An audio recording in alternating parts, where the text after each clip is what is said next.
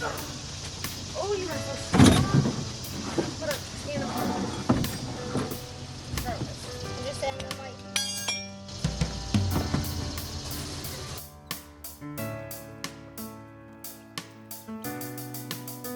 Is that tire on the bottom the same size as this tire? These two are the same size.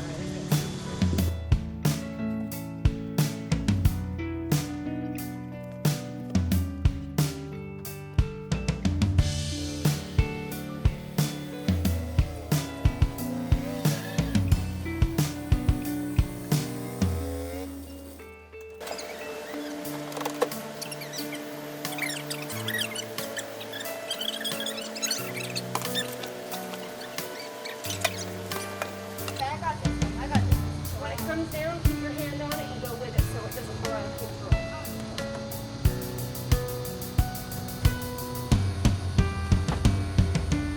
Now we need to move them over there.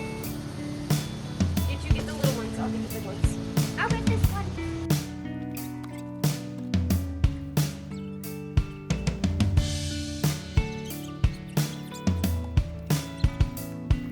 Hey friends, and welcome back to Hollow Acres Homestead.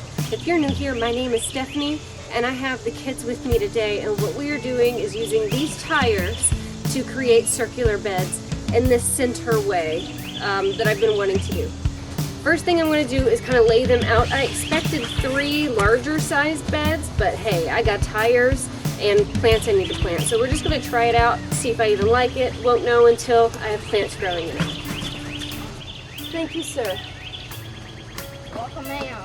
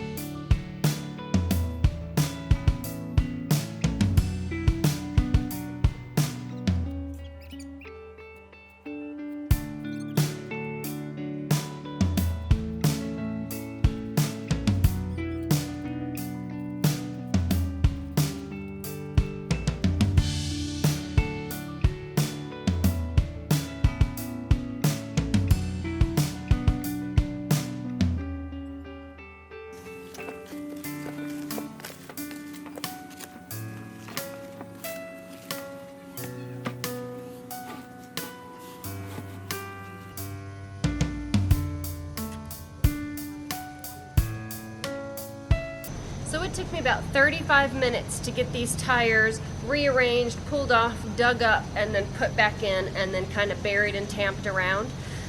The next thing that I need to do is go find some screws. I need to screw the inside of the tires together in order to keep them from flopping over. a thick piece of metal, maybe like a railroad tire. I have to see what I have laying around. We have some metal, but I'm not exactly sure what or how much. But 3 pieces really to just support it in the front. Probably actually we'll do 6, 2 per tire, that way it is supported and will not shift or move. This probably isn't going to be permanent. More than likely this is just going to be for this season and probably next season, and then in the spring I'll end up building something else. But I need to collect the wood. But the way that the wood is warping, twisting, and cupping on the beds, I don't want that. I knew that it was going to happen, but I'm going to spend too much wood and too much effort replacing the pieces. So I have a bunch of wood drying now. Come spring, they should be dry enough not to warp too badly when putting them on. So that's the next step. I'm going to go find some screws.